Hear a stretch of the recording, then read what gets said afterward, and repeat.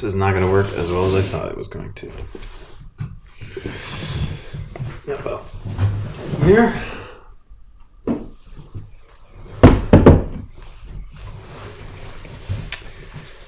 All right, just going to share this hello check with everyone. There's no one in here now, just saying this to anyone watching the recording.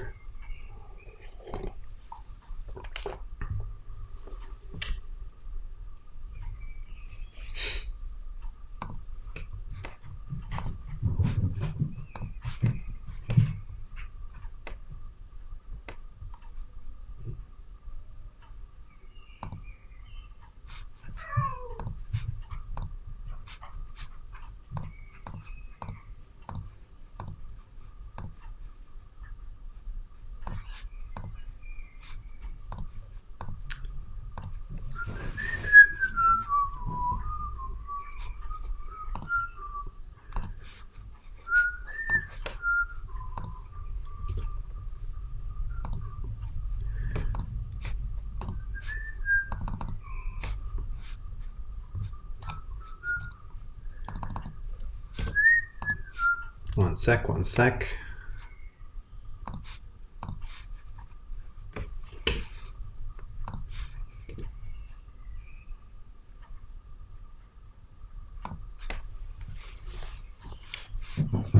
Beep-a-doop.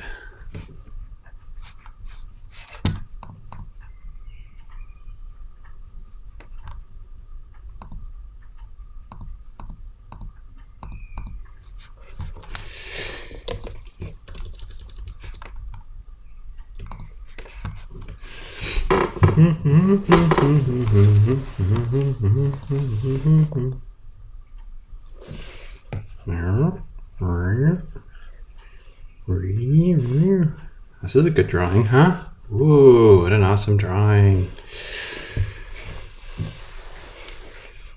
What should I draw? Well, it's just me and you, internet stranger, for the moment. Let's see what we should draw. I'm gonna draw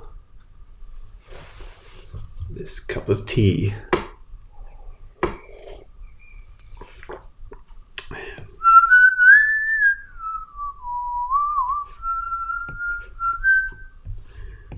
Cup of tea.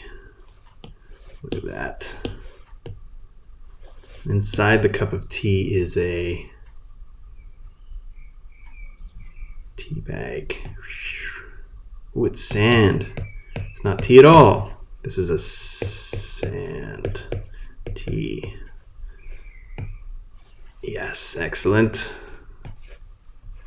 And it's being poured out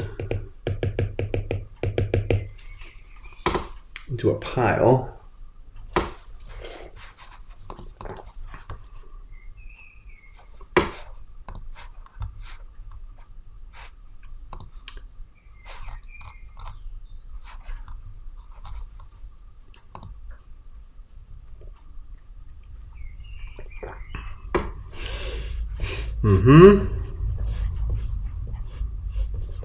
What should I draw?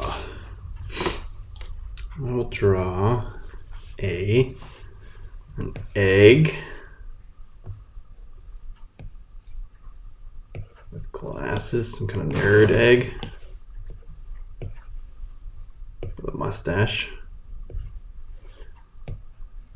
He has a concerned face because he is solving a mystery.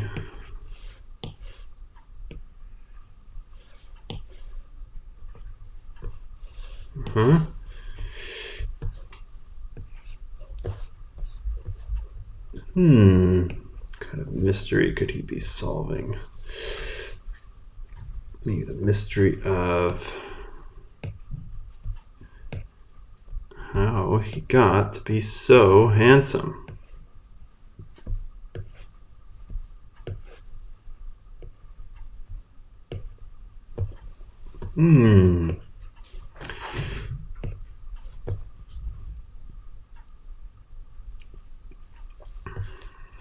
He's got some hair coming down the side like this. Probably should have taken better care of his hair.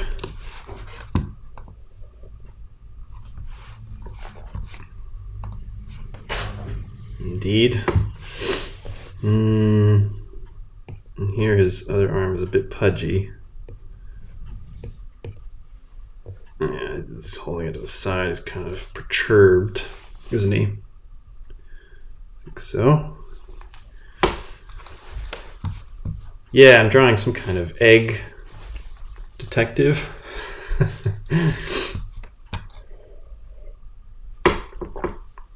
Oh, it's Valgus. Where are you, Valgus?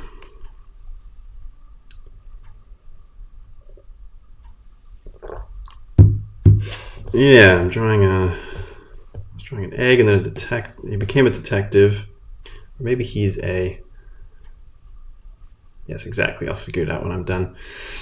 Maybe he's an amateur, you know? He's not quite a expert detective. He's more of a maybe he's doing it out of need. Like what is it that he's forced to do to solve a mystery about? What's he looking at? Oh, I know what it is.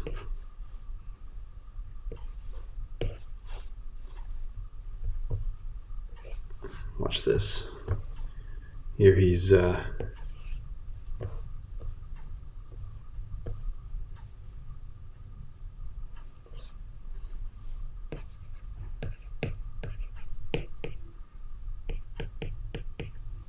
didn't leave enough room there. Classic. Wanted.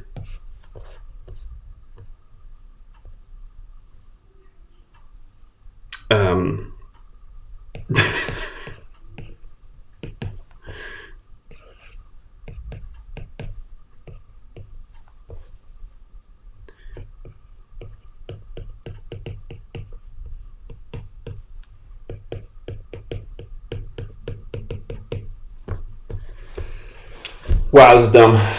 This is one of the dumbest things I've ever drawn. Hey everyone, I'm Mal. I do Itchy Feet. I also am doing Roll Camera, the filmmaking board game. This is the third day of Aw Shucks, which is the internet version of the games convention. And I'm just here tonight. Not going to demo anything, not going to sell you anything. I'm just going to draw some stuff. And I've got my fancy springtime t-shirt. Well, not t-shirt, collared shirt, as you can see. Maybe he's wearing one too. Maybe he's also wearing his springtime collared shirt. Although here in Germany, I'm in Berlin, it's a bit of a wishful thinking springtime t-shirt because it's cold. It is super cold right now. And I wish spring would come, but it just won't. I mean, all the trees are the leaves are starting to come out, and it's still every day I'm wearing my winter coat. Ridiculous. It's like Corona won't go away, winter won't go away. Boo-hoo for me. I'm going to need some help with this egg drawing. We're going to need some sort of something back here. I want to put something back here which will hint at the nature of the crime that our egg detective is trying to solve. So we're going to take a combination of two things. Someone throw out an adjective and someone else throw out a noun. And if that isn't tried and true artistic inspiration, I don't know what is. I just don't know what is. Watch me get a little artistic with this. Watch this. I've got this this brush pack here, which I never use for Itchy Feet.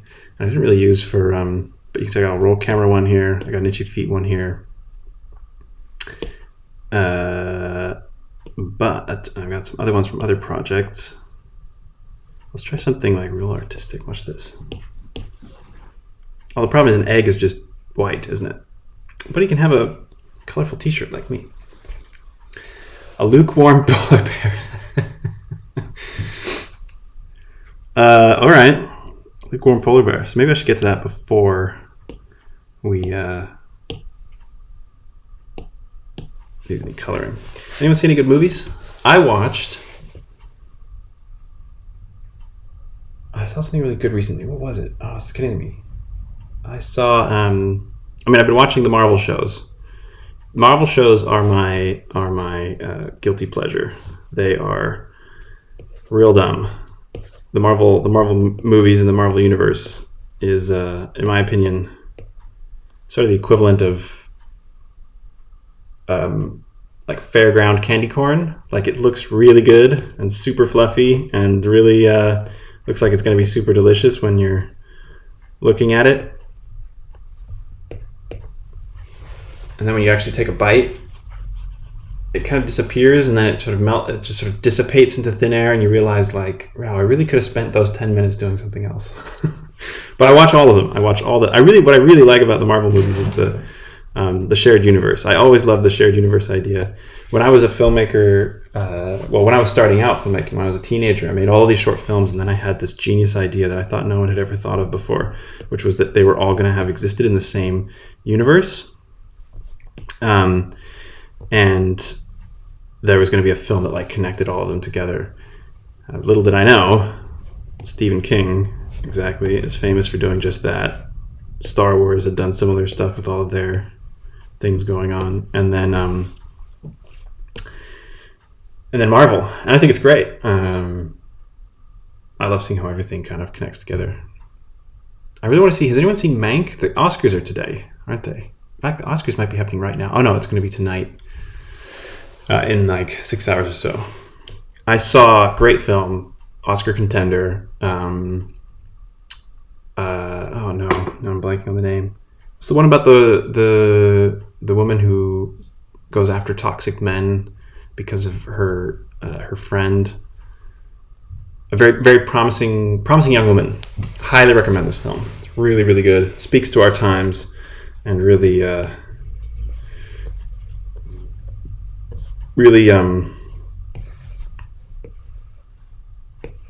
really good. Really strong performance from Carey Mulligan, who hasn't been in a lot of films recently. She was on like everything. She's one of those actors that was like in everything for a couple of years and then sort of fell off the map.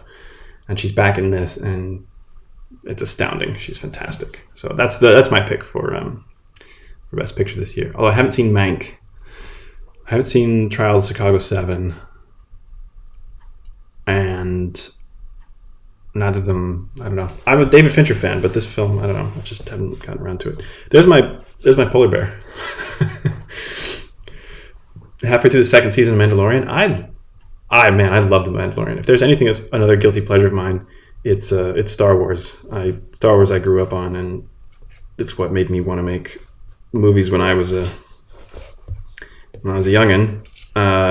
And Mandalorian allows it to not be guilty anymore because it's genuinely good. So much of Star Wars is so trashy, and I say that as the person who could name half the alien species in the cantina. But I'm one of the Star Wars fans that hate Star Wars, as they say. But Mandalorian's like brilliant. Brings it right back home, right back in the childhood feels. So my lukewarm polar bear became a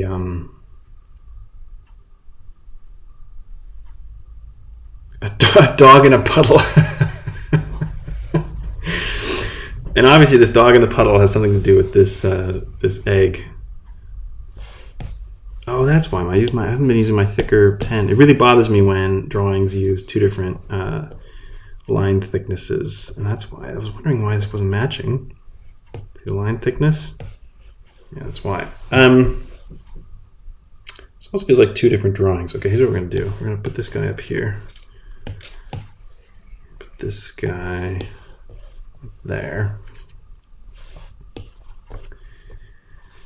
Richie, how do you think of the first season versus the second season versus the first of Mandalorian?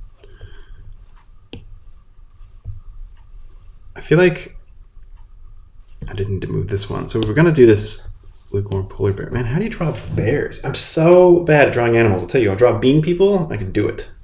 Movie cameras, done. I mean, just look at that movie camera way over there, shooting us right now. It's drawn okay, but animals, that's why it looks like a puffy dog. All right, so what else? So we're gonna do this again. Yeah, I agree. I think second season, I think they take everything that worked in the first season and just did better and more of it. People gave the episode of the spiders crap, but I think that was great. It really, what I love about The Mandalorian is they understand, Jon Favreau and team understands the sort of pulpy, and here you're going to get me on my Star Wars high horse, but that's fine, I guess. They really understand the sort of pulpy background to Star Wars, that it was initially, George Lucas was inspired by these adventure serials from when he was a kid, and the new films, I mean, and also the prequels, if you want my opinion, are so just almost self-referential, like the sequels, especially the J.J. Abrams and Rian Johnson. It just feels like they recycle stuff that was in the old ones, and The Mandalorian kind of recycles material that Star Wars was recycling way back in the day, and that feels like much more. That's why it feels so much more authentic. I mean, it's basically a ripoff of old westerns from Western shows like Gunsmoke or these ones back from back in the day, where it was sort of adventurer would wander from town to town on a sort of quest, and he would solve little mysteries and help out with bad guys along the way, and that was the show. That's exactly what Mandalorian is, and it's brilliant. There's a wall. Where is he? I think he's going to be in some sort of maybe in order to make this line, it's like he's a line work, we're going to have him be thinking about this dog, and that way we can kind of get away with the line art not being exactly the same.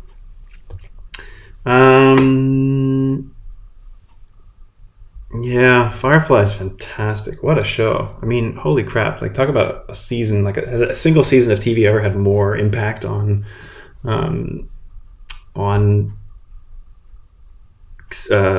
culture, on pop culture. Hard to imagine. It's such a low budget thing too. There's so many little cool details, like how they swear in Chinese. I love that. All right, we got to put some color to this. Do a bit of a wash for some of the background, and then this is going to be such an Easter. It's kind of it's turning into an Easter thing, isn't it? It's just the dumbest thing I've ever drawn. Oh my goodness.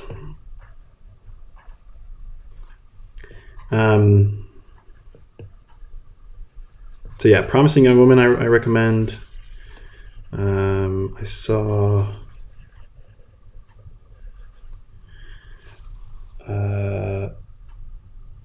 you know what I'm watching right now? It's real good. It's on Apple TV, or whatever, Apple Pluses, or whatever it is. It's the space one.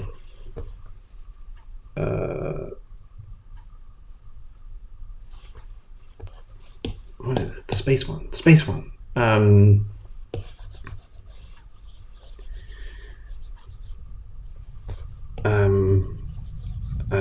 Oh geez.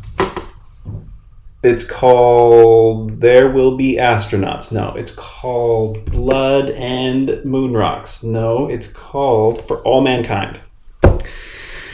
And that is great. It's like, basically the premise is, I don't really want to spoil it. See if you can spoil the premise, but like the opening 5 minutes of that show, the first or like 10 minutes of the very first episode is fantastic. So go see if on YouTube if you can find the opening, just the very first 10 minutes of the show. For All Mankind, sort of a space race kind of show. But it's like, just watch that, and it's so good. It's one of the best like TV hooks I've seen ever, because I didn't know that much about it when it started, and then it's like the premise itself is a twist. It's awesome, so good. I kind of want to draw something else. I need some inspiration. I'm tired of drawing this egg person. Who else has an idea? You can write out a single word, and then hopefully a couple people will write out a couple words, and I'll put them together into something. Or you can just give me a full-blown idea. Say, do exactly this with this and this, and I will do it. I'll do it. I won't say no. I won't say no. Valgus stunt performer. Stunt performer.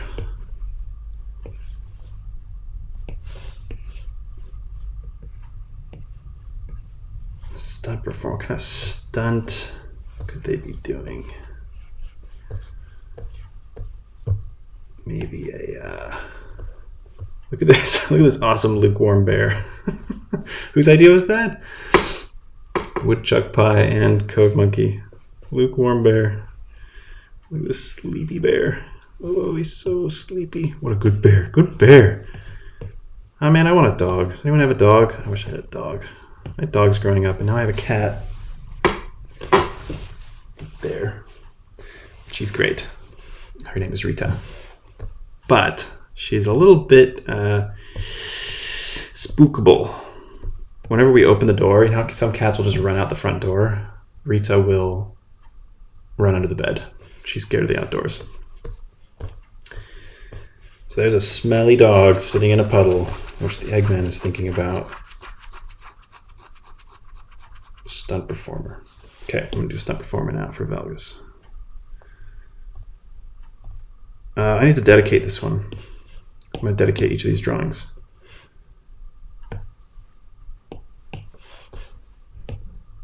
This is going to be dedicated to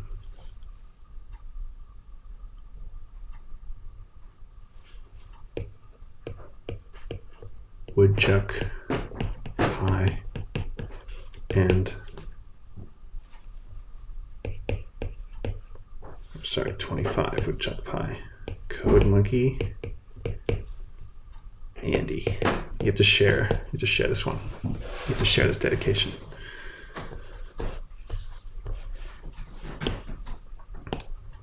All right. On to the stunt performer. Stunt performer. What kind of stunts? Stunt performer do? Don't say car crash. The only thing I dislike drawing more than animals is cars. I could do like an Itchy Feet style bean person car crash.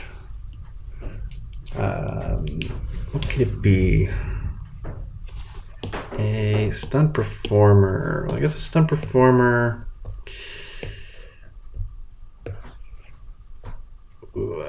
Stunt performer could do like a wire stunt, right?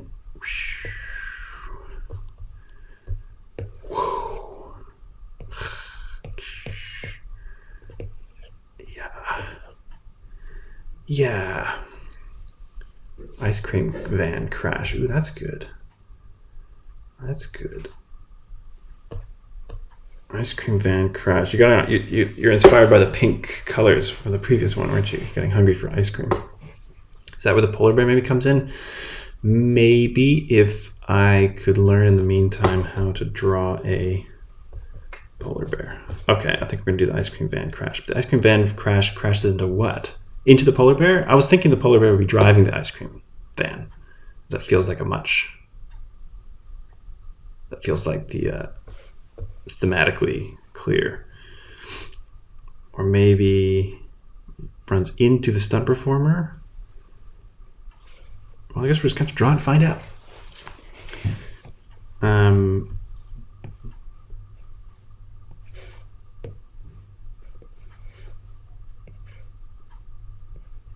Ice cream fan. And there goes here's like the ice cream at the top, you know?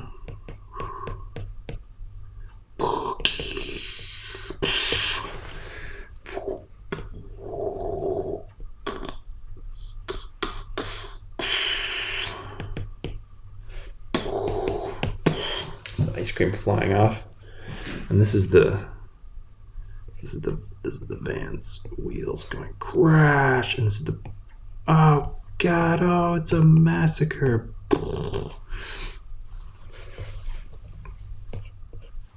And then maybe, oh, I know.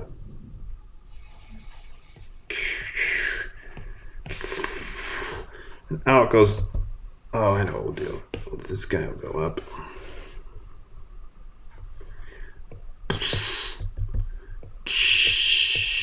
You gotta do with I gotta do my sound effects, of course. This is like from when I was a kid. It's like my son when he's playing with his cars. A lot of sound effects. Here's the polar bear. Oh, and we know it's a polar bear because it's got this paw. See that? Did my research. And in my research, I thought about, what do polar bears have? They have paws.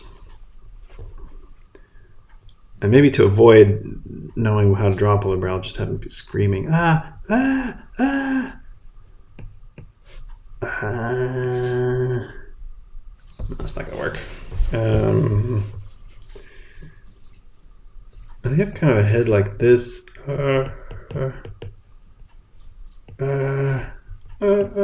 That's pretty good.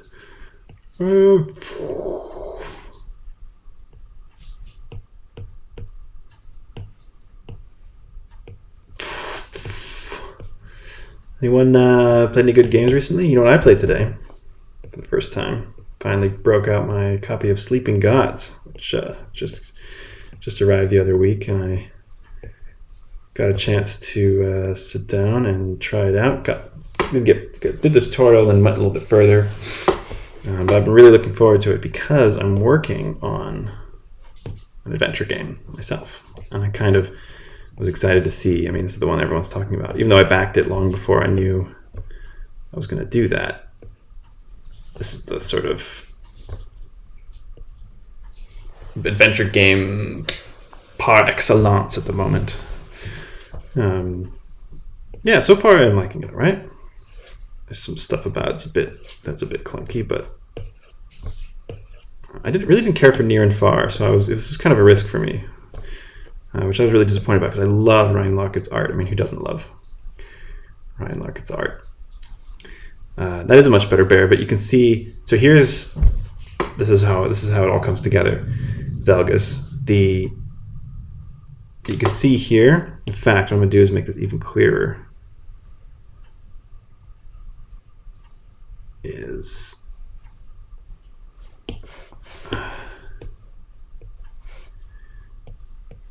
Here he's got shoes.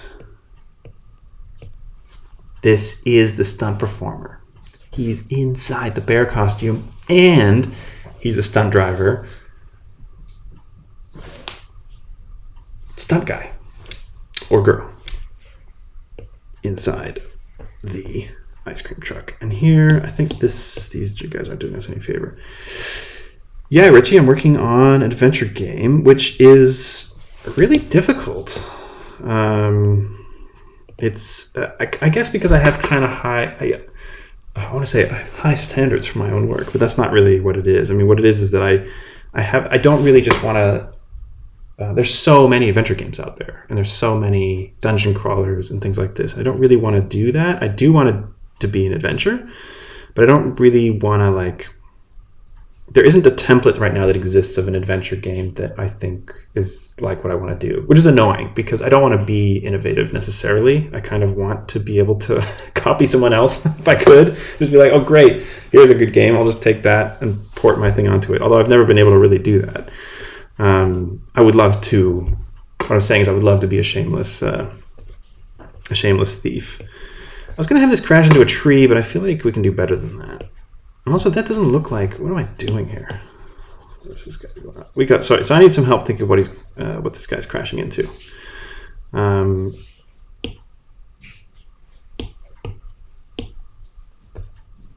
think this might be enough if we just put some. Oh, I mean, this has to have a picture of the ice cream on it, obviously, right? Like.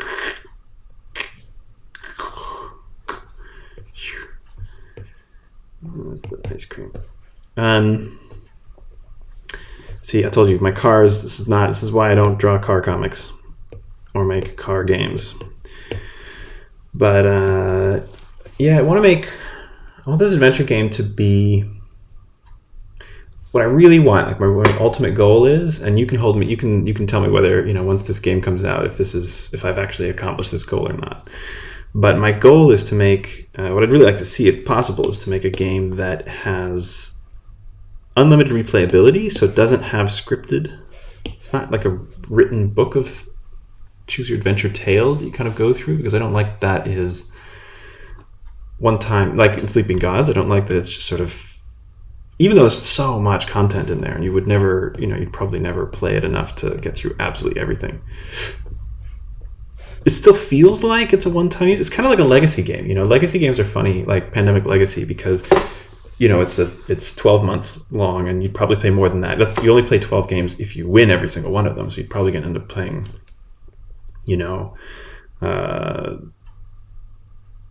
30, not 30. You're probably going to end up playing between 12 and 20 games of Pandemic Legacy. And like, how many times do you play games in your collection? Like, I don't know about you, but for me, I'm not going to be playing them. Like, very rarely do I play a game 20 times. And so actually you're getting a hell of a lot of mileage out of a legacy game like Pandemic Legacy. But for some reason there's something,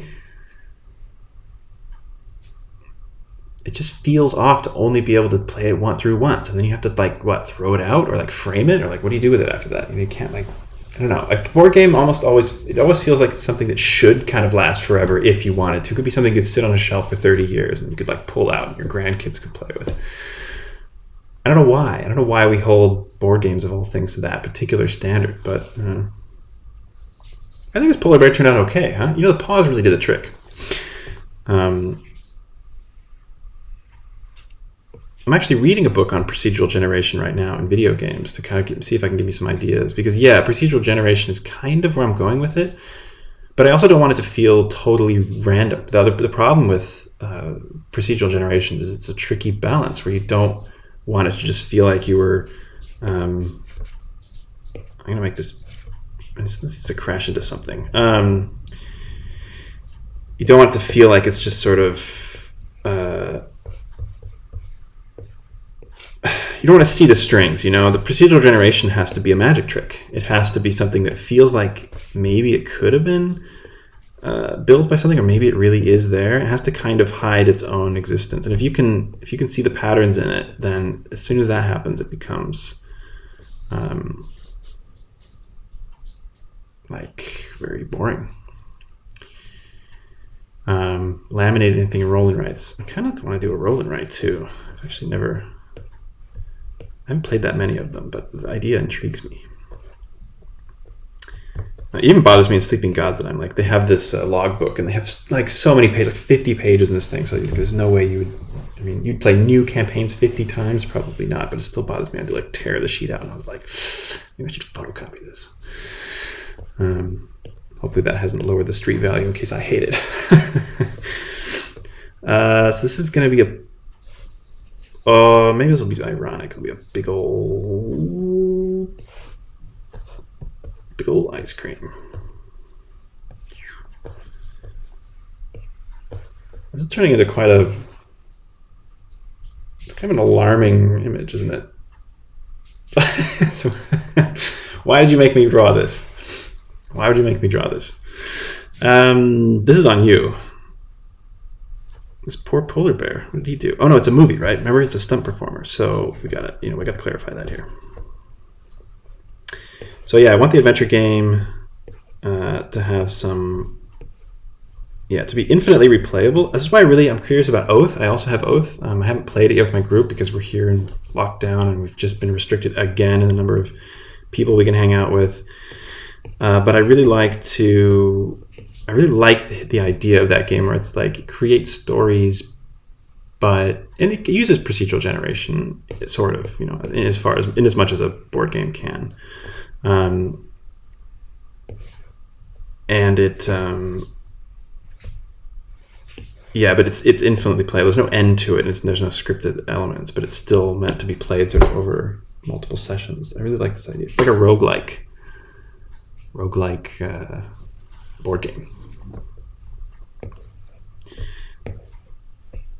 So yeah, I'd like to do something. This guy's loving it. The cameraman or lady. Yeah, it's gonna be a camera lady with greasy hair or camera guy with hippie hair. Oh yeah, he's getting the shot. That's the shot. He's going, yeah, that's it. Yeah, thumbs up. That's it. That's the shot. We got it.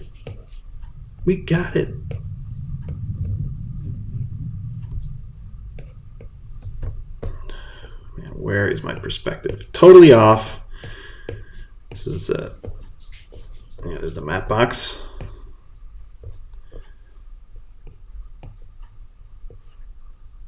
And he's going, all right. This guy's really, the polar bear's really putting in the performance here. Stunt performers don't get enough. One of those tangent ideas I told you about the other night was an adventure game driven by procedural generation. Yeah. Maybe it's it's an idea whose time has come. I mean, lots of adventure games have elements of that, procedural generation. What am I doing there? It was really tricky though because there's just so many elements. The problem with board games is that once you get too far down the procedural generation path, it starts to become. This is what I've been running into. Is that it starts to feel like this is really just a task suited better for computer games because at what point with a board game you are asking the minds of the players to do the computations, to in the mechanics, like to lift any of those systems to really make them live. It's really in the minds of the players, and so there's only so much you can ask the players to do before it becomes just too big of a task for them, and where it just feels like this would be better off as a board game. There was a game I played that was like that. I played Tales of Arabian Nights. Has anyone played this game? I played it on Tabletop Simulator with my brother. And it's sort of the logical conclusion of what you can do with the board game in terms of it's not really procedural. It is, yeah, there is procedural generation elements, but basically you have all these lookup tables and you have to consult a certain matrix, and then your reaction causes a certain effect. You have to consult all these different charts to be able to figure out what the thing happens. It totally slows the game to a grinding halt, but the results are so entertaining that it really does make up for it. So it's great. I'd love to get my hands on a copy of that in person because I had such a good time. But yeah, I don't know if that kind of a game would survive these days because it's just like you say, Andy, it's just asking too much. I thought about an app too. I thought about this too. I thought, well, maybe rather than having Tales of Arabian Nights, it comes with this enormous book where there's it's 300 pages long. It's insane.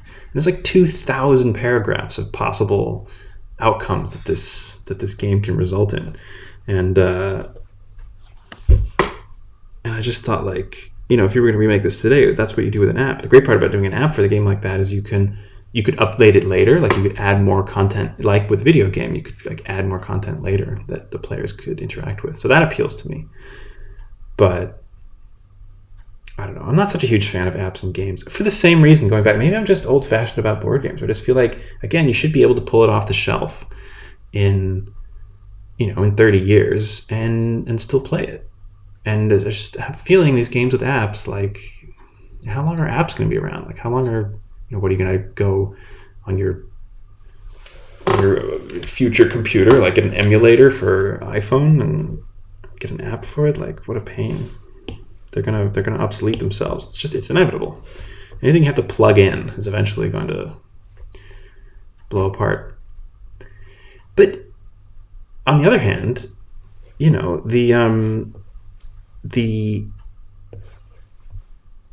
like, how many with so many games coming out, like, how necessary is it that we have games? It's in one hand, it's a ridiculous position to take that that games should be able to be played 30 years from now or from whenever. That should be infinitely and forever replayable, because why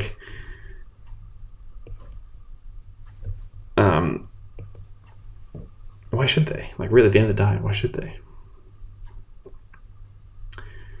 Valgus is pitching in here. Group things into sets, spawning squads.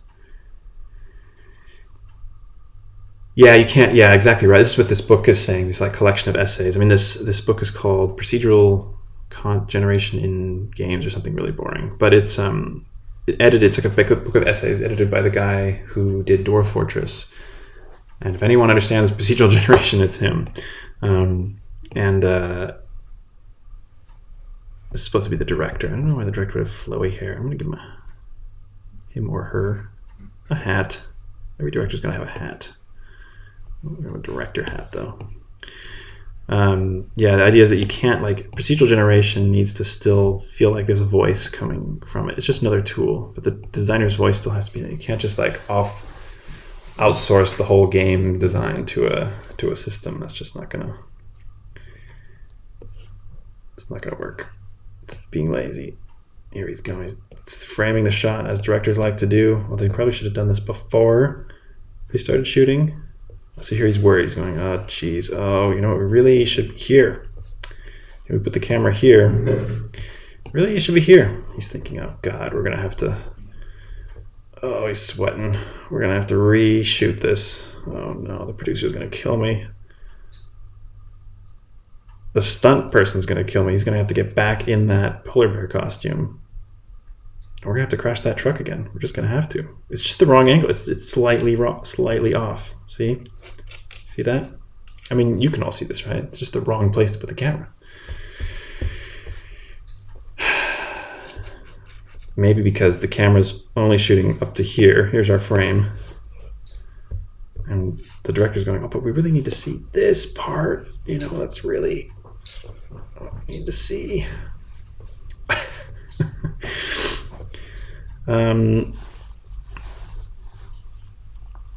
This just looks like a giant shovel. This doesn't look an ice cream at all, so I'm going to lean into this. This is going to be a big shovel.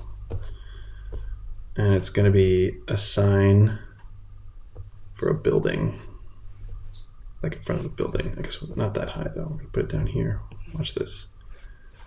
This is going to be a reference. If anyone catches this reference, you win. I will dedicate this to you. Okay? If you catch this reference, I will dedicate this drawing to you.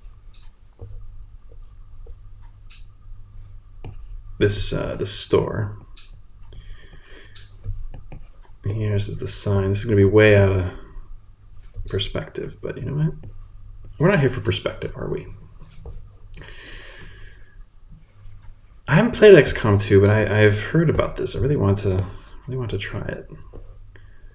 I'm kind of on if anyone has any kind of board games or video games with procedural content, now is the time to recommend it to me, because I'm kind of in my research phase where I'm just kind of seeing what's out there. Like, what are some good systems I can learn from? What are some good places I can take lessons from? I know the world I want to create. I know the feelings I want to emulate. I know the art style I'm going to use. I even know the characters that are going to be in it and everything. I've basically rebuilt this game. I've already built probably 10 fully different versions where I've scrapped it, started completely from scratch in terms of mechanics, 10 easily. This notebook here, it's full of, I'll show you. It's just full of stuff like this. There was one with dice where there was hidden dice rolls. There were some cool ideas in that one. Here, just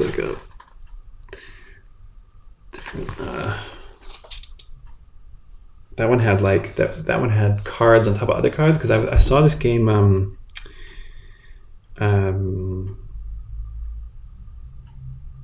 Unsettled, which was on Kickstarter a couple months ago. I don't think it's delivered yet. And they had this cool idea. It's like a space, like a sci-fi co-op survival game, and they have kind of some procedural generated elements. They had this cool idea where they have cards that have so normally if you have like an item or a character or something, and then you add an effect to it, you'd have a card, you'd have that card as like a poker sized card or whatever, and then the effect would be added either beneath it, you'd stick it underneath, so it would be like, if you were going to have a sword, and then it would be like an enchanted sword, then the enchantment would kind of like slide underneath it, or like you'd add it to the top of it or something.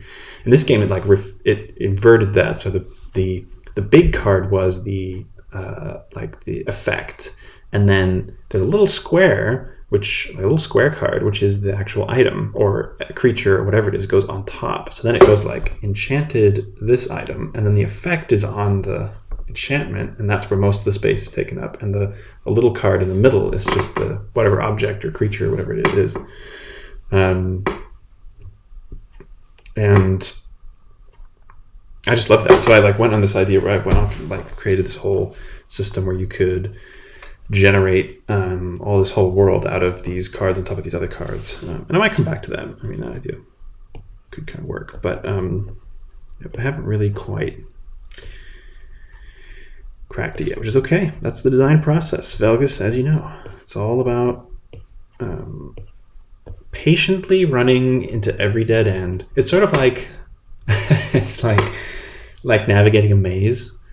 Do you remember that old maze screensaver that old Windows machines used to have? Oh man, I'm dating myself here. But in the 90s, the screensavers on computers had this 3D. It was 3D. It wasn't really 3D. It was like faux 3D maze that would go through, and it was like very slow. It's sort of like trudging through this maze, and then it would reach a dead end, and it would turn around and look for another way, and it would just trudge through. And that's kind of what game design feels like. You just kind of trundle along, try this idea, crash into the end, realize that you don't know which way you're going, turn around, go back where you came from, start again, look for another, go left instead of right. Most designers scrap 90% of games they work on. Yeah, that sounds about right.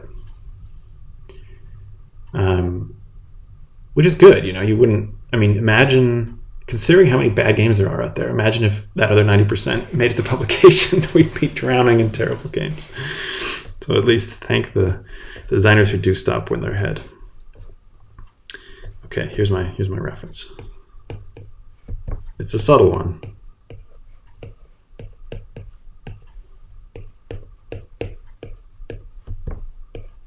That's the name of the store. Shovel City.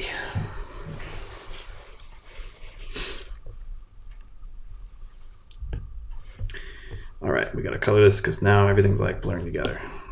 So, anyone want to throw out a color for this one? We did these pinks and purples last time. I guess we'll go greens. Do greens. I want to color it a different style. I don't like that soft wash. Ugh. Gauche.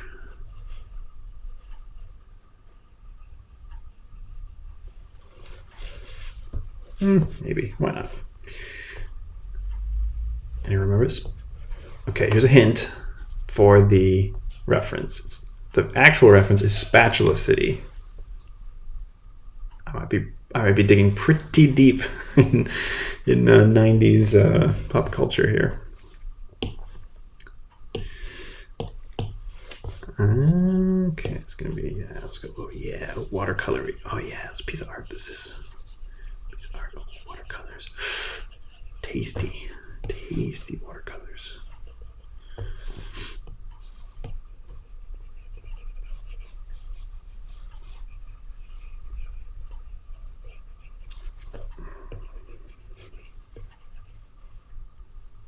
Cool, Valgus. Thanks for joining us. That was was fun.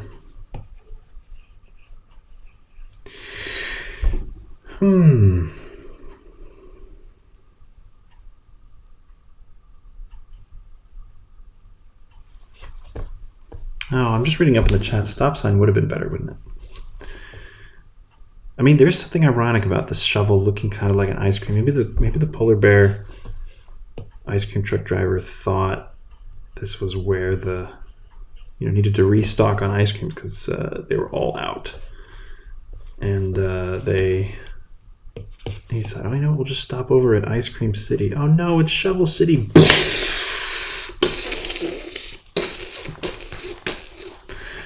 It's polar bear blood everywhere. Fake blood, obviously. It's a movie. They're making a movie. See? Shovel City. All right, I'm gonna reveal it. The references to the 90s Weird Al film UHF, which is about a guy who starts a TV studio and it's Weird Al, so he comes up with these incredibly stupid ideas for shows. It's such a dumb movie, and it does not hold up. I watched it recently, and it's just not funny.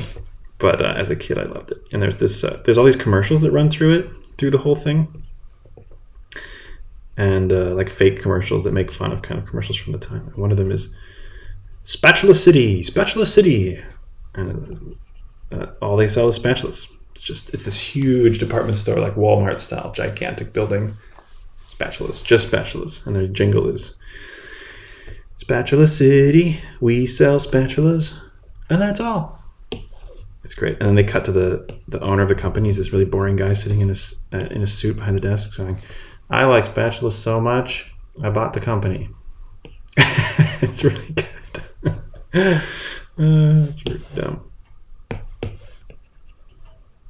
This is Shovel City. They only sell shovels.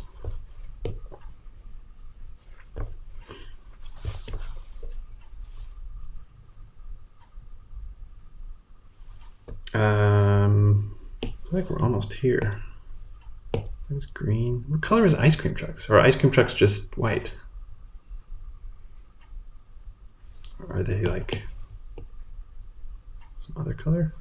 I mean, white could work. I mean, the polar bear is also white, though. Unless it's not a polar bear. Plot twist, it's a black bear. Nah, it's a polar bear. Polar bear is better. And these beans need some colors. Obviously, the director's going to be red, like the roll camera one. Right up there. And the cinematographer is going to be blue.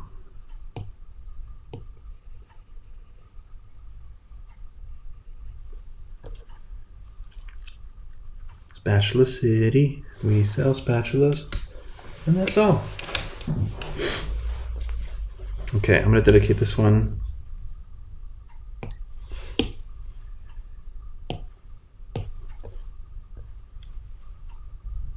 to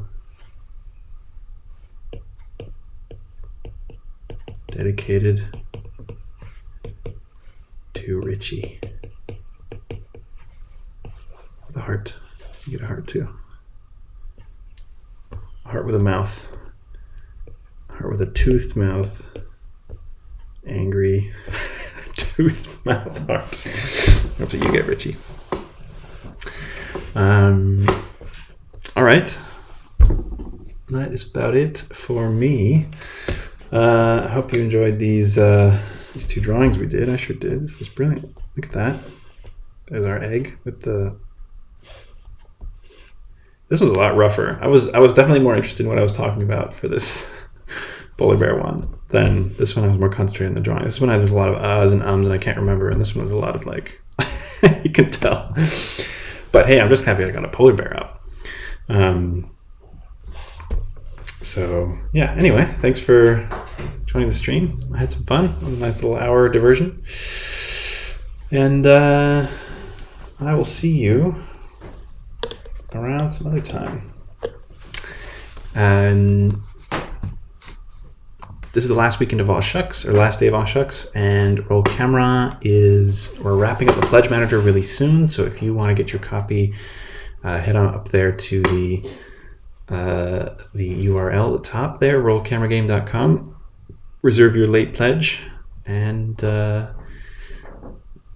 that's it. See you next time.